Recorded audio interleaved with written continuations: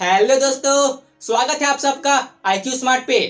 हमें इन्वेस्टमेंट क्यों करनी चाहिए और इससे हमें क्या फायदा है। अच्छी खासी सैलरी तो मिल रही है हमें हर महीने और हम अपने मंथली सिक्योर सैलरी से बहुत ज्यादा खुश है और हम अपनी जिंदगी को बहुत ही अच्छे से जी रहे हैं।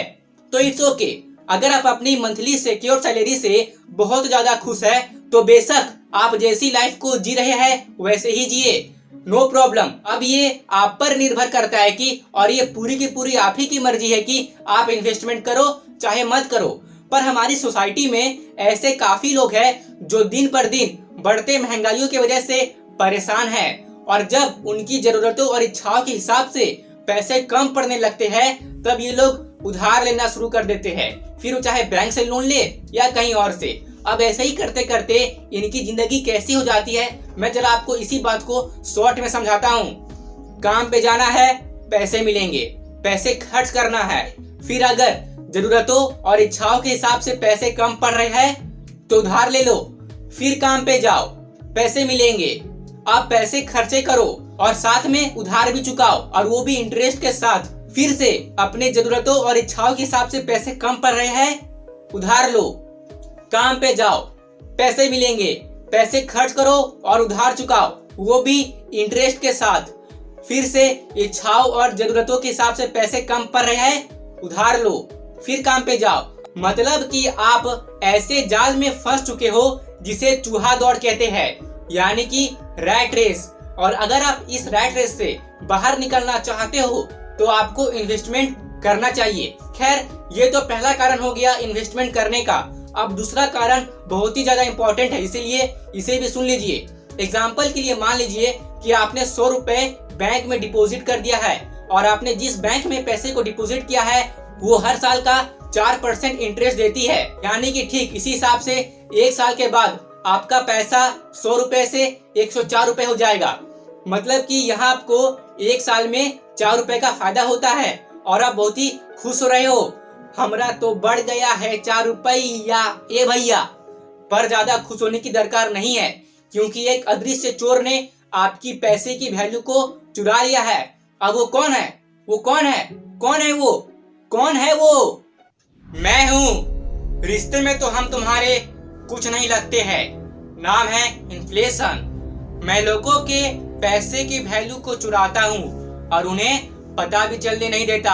हा हा हा हा हा हा।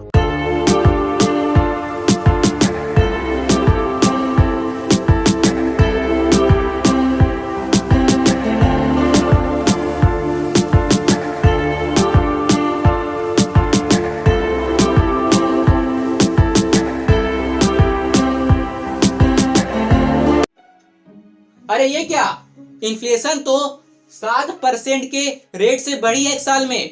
इसका मतलब पिछले साल जो 100 रुपए की वैल्यू थी आज वही वैल्यू 107 रुपए की हो गई है। और बैंक से आपको जो इंटरेस्ट के साथ 104 रुपए मिले हैं आपके 100 रुपए के डिपॉजिट पर, इन्फ्लेशन को तो बीट किया ही नहीं इसने।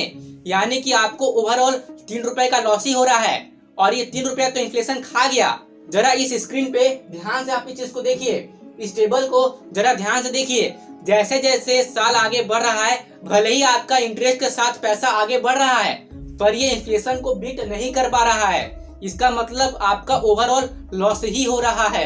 अगर मैं आपको इन्फ्लेशन का सबसे बेस्ट एग्जांपल दूं तो आप इसे इस तरीके से समझ सकते हैं कि मेरी माता जी कहती है कि जब वो बच्ची थी तो 1 रुपए में 8 गोलगप्पे खा लेती थी और अभी हमारे यहाँ पे 10 का सिर्फ 6 ही गोलगप्पे मिलते हैं। अब आपके यहाँ पे 10 का कितना गोलगप्पा मिलता है मुझे कमेंट में जरूरी बताइएगा।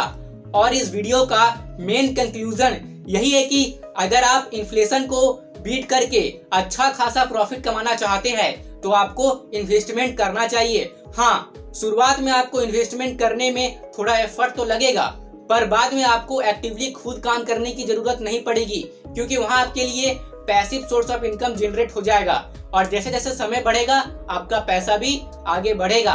तो मैं उम्मीद करता हूँ कि आज की वीडियो आपको वैल्यूएबल लगी होगी। अगर आपको ये वीडियो काम की लगी तो प्लीज इस वीडियो को लाइक कर दीजिए और अपने दोस्तों के साथ भी शेयर कर दीजिए। और अगर आप अभी तक इस चैनल पर नए हैं तो इस चैनल को सब्सक्राइब कीजिए और साथ ही दबा दीजिए बेल आइकन को, ताकि मैं जब भी न्यू वीडियो अपलोड करूं उसकी नोटिफिकेशन आप तक पहुंच जाए। और दोस्तों, अगर आप मुझे सपोर्ट करते हैं तो इससे मुझे मोटिवेशन मिलेगा। अगर मुझे मोटिवेशन मिलेगा तो मैं आप लोगों के लिए ऐसे ऐसे कंटेंट लाऊंगा जिससे कि आपकी ग्रोथ होगी ही होगी, क्योंकि आपकी ग्रोथ ही हमारी एक्चुअल ग्रोथ है। तो मिलता हूँ आपसे फिर किसी अगले वीडियो में, और यहाँ तक रुकने के लिए आपका सच्चे मन से बहुत बहुत धन्यवाद।